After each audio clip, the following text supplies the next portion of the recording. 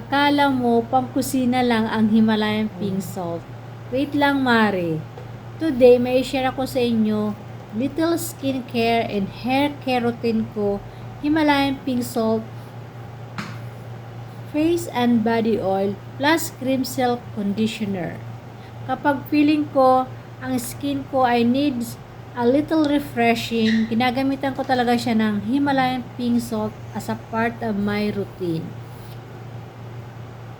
Then after shampoo, cream silk conditioner naman para mas soft, smooth, and manageable ang ating hair.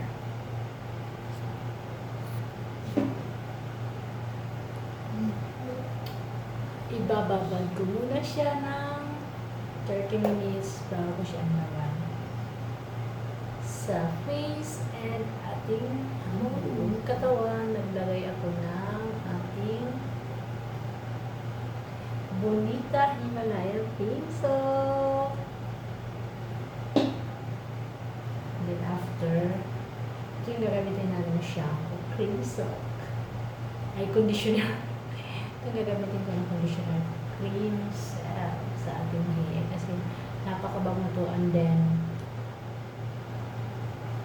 hair fall defense siya na po. Vitamin boost. Diba?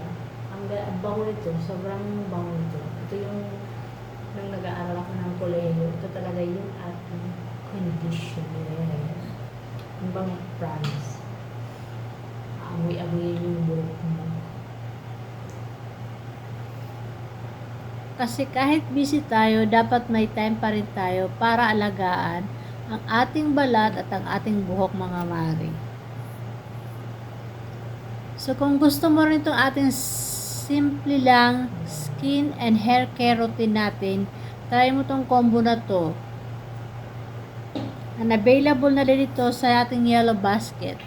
Bye!